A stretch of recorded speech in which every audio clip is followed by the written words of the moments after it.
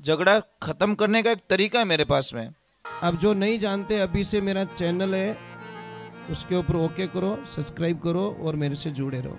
बहुत सारी बातें ऐसी बताई है मैंने जो आप कल्पना नहीं कर सकते हो। हजारों बातें अंदर डाली मैंने वीडियो के माध्यम से, ताकि आप तक पहुंचे, आप उसका आनंद लो। कोई माइनस पॉइंट है तो उसको पढ़ाई के लिए, धंधे के लिए, घर की परेशानियों के लिए, मतलब बहुत सारी, जिसकी सगाई नहीं हो रहे, संबंध नहीं हो रहे, क्या कारण है क्या नहीं है, चैनल से जुड़े। कोई किसान था, किसान ने एक सेठ को जमीन बेच के पैसे दिए सुरक्षित रखने के लिए कि मेरे बच्चों की शादी हो 15-20 साल बाद में, तब मुझे पैसे वापस दे देना, ये पैसे आप रखो। सेठ ने पैसे ले लिए, 20 साल पूरे हो गए, बच्चों की शादी की तैयारी हुई और किसान ने जाके उसको बोला कि मेरे पैसे दो। तो वो सेठ क्या बोल रहा, कौन भाई, कहां से आया, कैसा पैसा? अरे सेठ जी, मैंने जमीन बेच के आपको पैसे दिए थे। कि मैं कुछ नहीं जानता, तेरे को जानता ही नहीं हूं। उसने बोला, सेठ जी मरने का नंबर है कि तू कल मरता, आज मर जा, मैं क्यों चिंता करूं, मेरे को पैसा दिया ही नहीं तूने। उसने बोला, मरने के अलावा कुछ नहीं बचा, मेरे तो सारी जमा पूंजी यहां बैठी थी।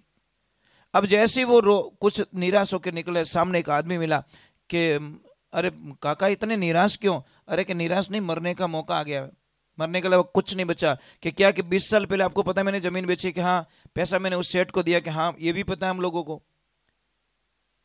तो वो सेठ बोल रहा पैसा नहीं दिया।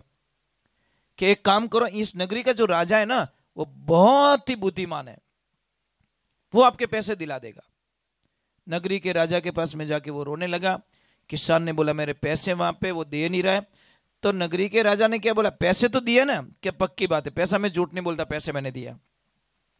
कि कोई बात नहीं, कल शाम तक तुम्हारे पैसे सेठ के पास से तुम्हारे पैसे पहुंच जाएंगे, पर करना कुछ नहीं है। कल मेरी रथ यात्रा है बाजार में होके, और तू क्या करना, सेठ की दुकान के पास में खड़ा रहना।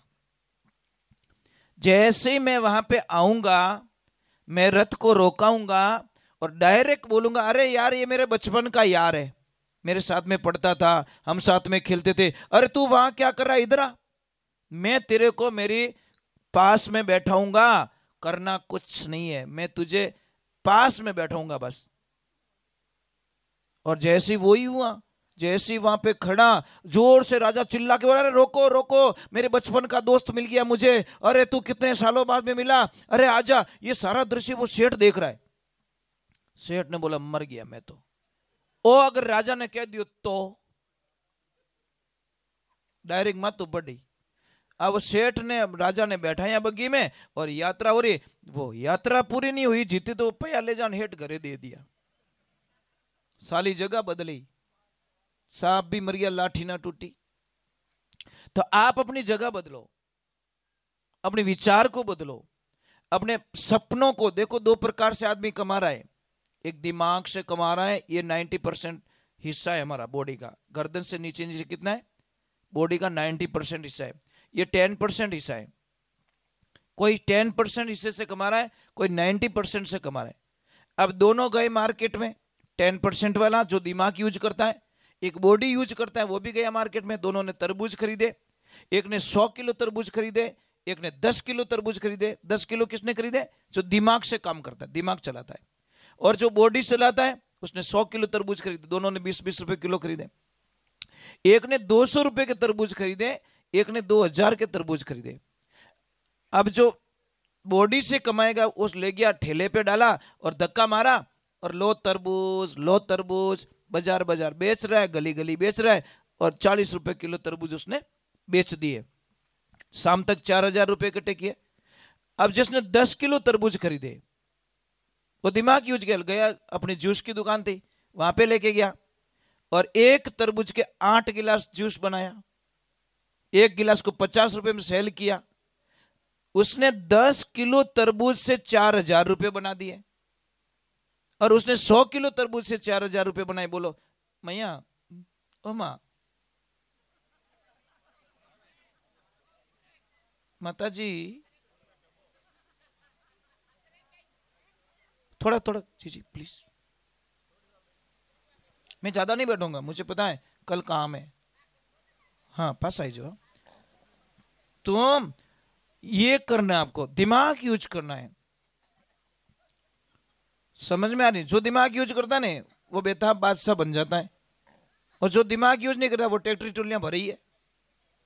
समझ में आ रहा है कि नहीं आ रहा है?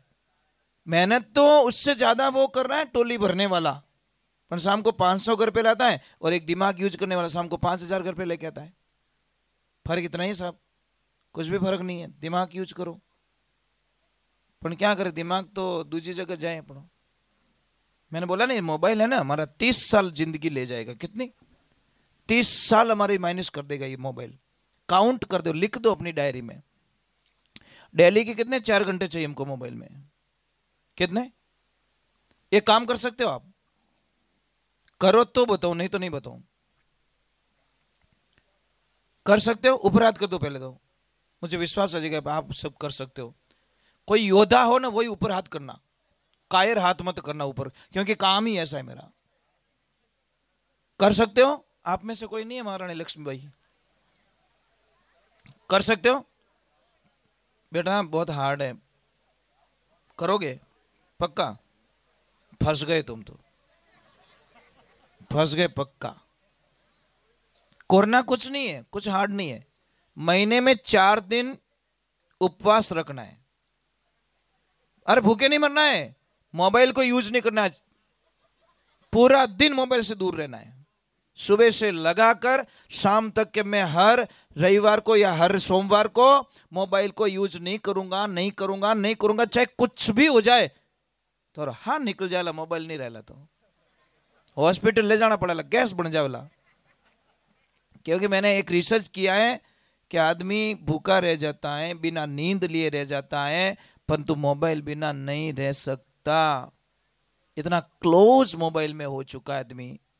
मोबाइल एक आधो घंटों बंद पड़ गो रहने तो 50 पिन घुसेड़ दे, ये सेट नहीं हो रहा है, अब तेरे तू सेट नहीं हो रहा है, तेरा तू तो रिचार्ज हो जा भाई, मोबाइल को क्या रिचार्ज कर रहा है तू? ये सही बात है, मैं मजाक नहीं कर रहा हूं। मोबाइल से दूर रहना सीखो, तुम्हारी जिंदगी में 4 चांद लग जाएंगे। देखो मेरा मोबाइल आया तब से ये बंद पड़ा है, देखो मैं इसको यूज नहीं करता, मुझे पता है डिस्टर्ब करता है, इसलिए इसको बंद करके रख लिया। मन था एक मैसेज आए तुम्हारा ध्यान बट जाए। समझ में आई नहीं? आदमी ने 10 बार उठो करना रहे नहीं, खाली मिस कॉल कौन छोड़ लो,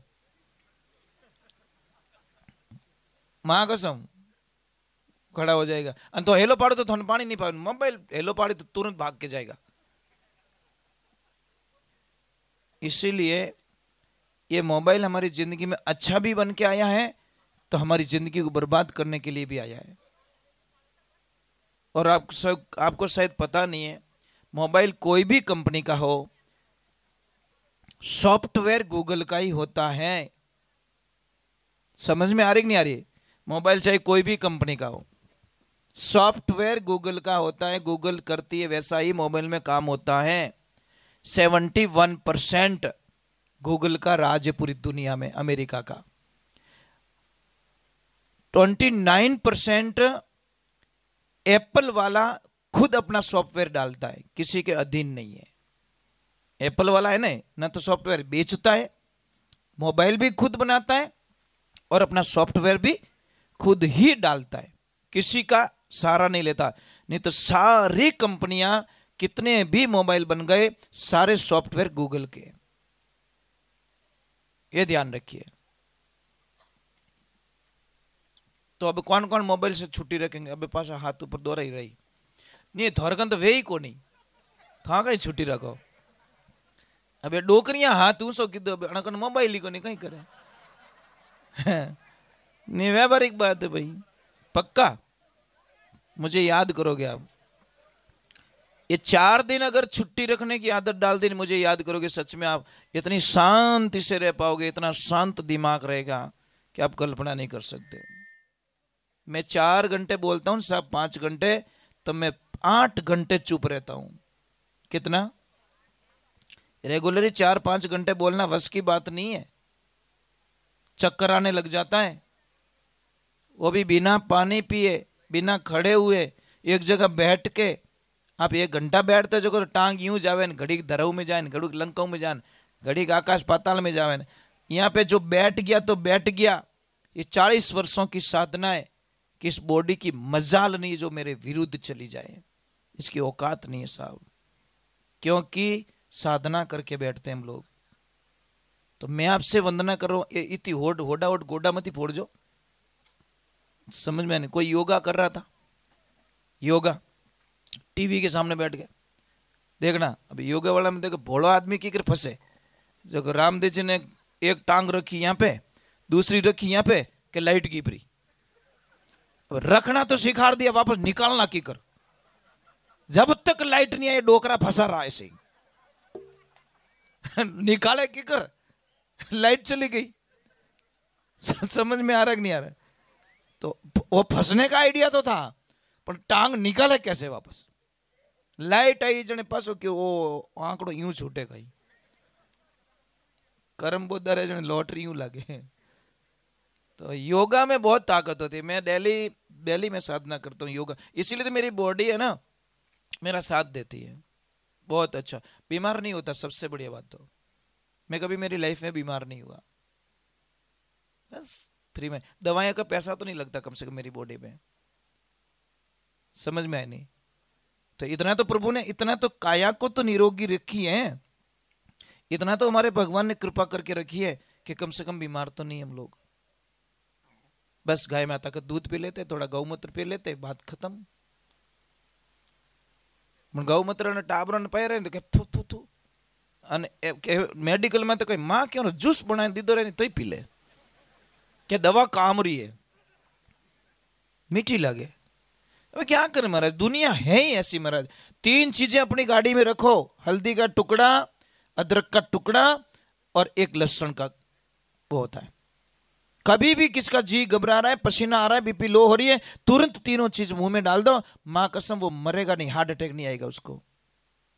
तीनों चीज मुंह में डालो, उसको बोलो चबा चबा तू खा, पूरी बॉडी में ज्वाला जैसे अग्नि फूट जाएगी और पूरी बॉडी में ऐसे लगेगा कि आग लग रही है। तो खून की सप्लाई एकदम अच्छा हो जाएगा। पर ये चीजें नहीं मिलेगी। जो नहीं चाहिए वो हमारी गाड़ी मिल जाएगी, जो चीजें नहीं चाहिए वो हमारे घर में मिल जाएगी। एक काम कर जो नहीं, जैसे आप रास्ते रास्ते जा रहे हो, अकेले हो, कोई कुत्तो ला रहे पड़े, मोबाइल फेंको ला रहा है, एप्पल का मोबाइल भी नहीं बचेगा बेटा, तो लट सही जे। वो डंडा कितने का? 5 रुपए का, वो तुम्हें बचा देगा। अब क्या कर ले मोबाइल, तो मोबाइल बचा लेगा आपको। इसलिए ये दुनिया बड़ी अजीब सी है महाराज। जो चीज हमारे पास होनी चाहिए वो चीज आपके पास है नहीं। चलो भाई आ जाओ, एक आध भजन और गा लेता हूं। फिर क्या, वो भगवान ने इतनी मस्त एसी लगा के रखी है, तो भी प्रभु ने लाज रखी, थोड़ा है कंट्रोल में, नहीं तो पछे ही हूं सा बनाई सा।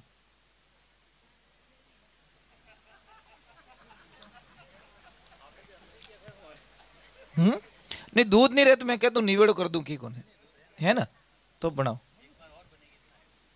यूं तो कोई बात नहीं, क्या घणो ही पड़ी, सुबह तक 4 बार पी सको, बैठो थे टेंशन मत। चाय पत्ती जिंदाबाद। बोले गौ मात की, बोले कृष्ण कन्हैया लाल की।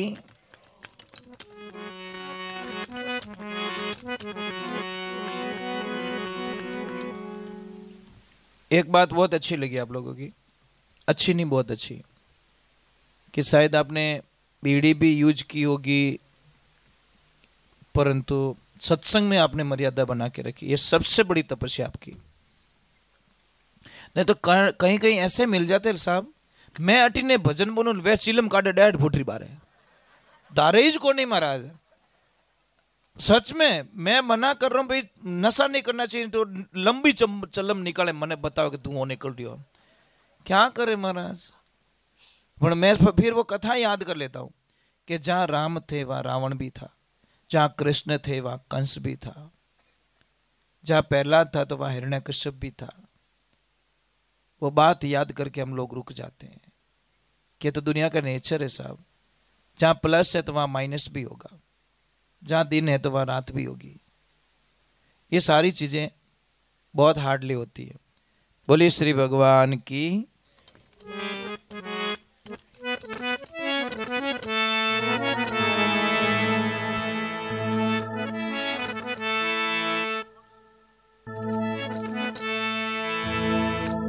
मजीरा अड़कट गया।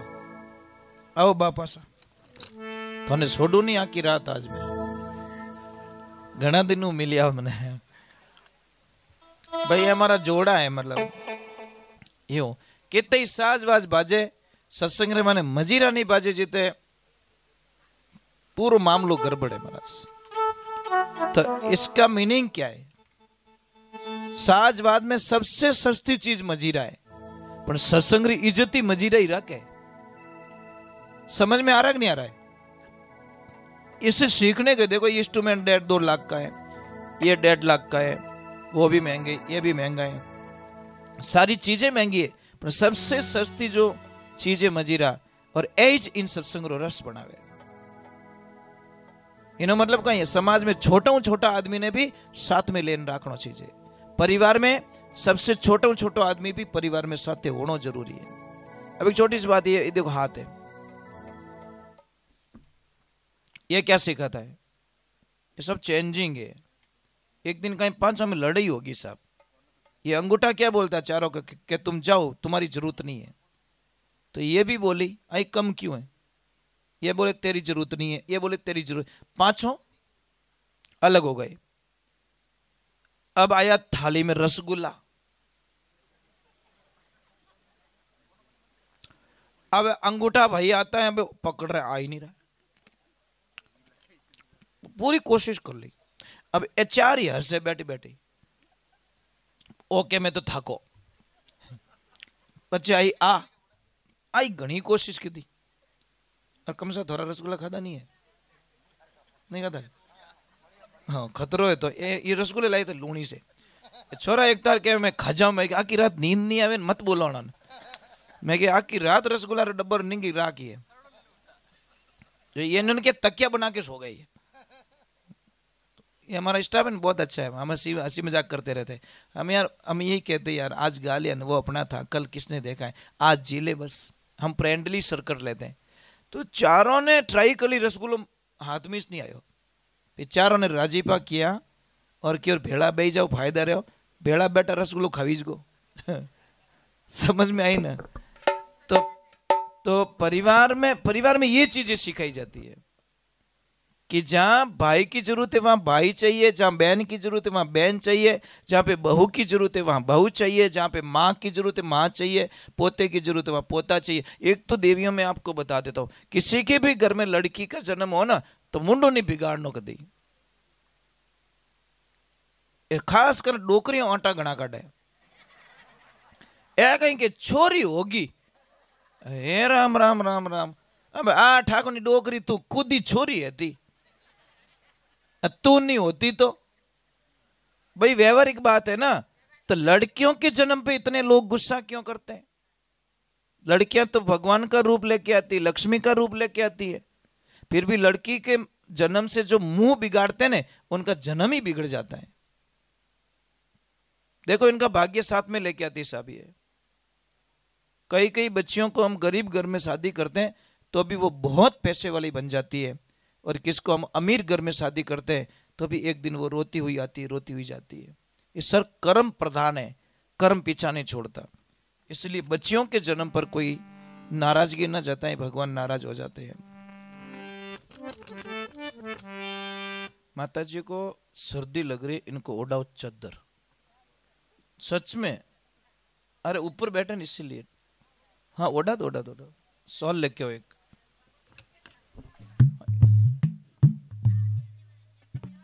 नहीं इनकी मजबूरी, कुछ तकलीफ है, बैठ नहीं पा रहे हैं, मजबूरी है।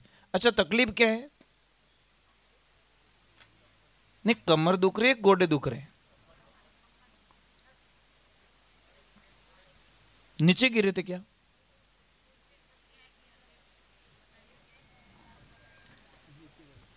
जी जी जी जी। सबको चाहिए फल पक्का। तो आज के बाद आप अपने पतिदेव को प्रणाम जरूर करोगे हमेशा, तो आपके सत्संग में बैठना भी सार्थक। देखो कई लोग बोलते हैं हमको तो जमती नहीं है, झगड़ते बहुत है। झगड़ा खत्म करने का एक तरीका है मेरे पास में। आप प्रणाम करते रहो, करते रहो, करते रहो, करते रहो। एक दिन तो आएगा, एक दिन तो आएगा, दया आएगी, कभी तो आशीर्वाद मिली।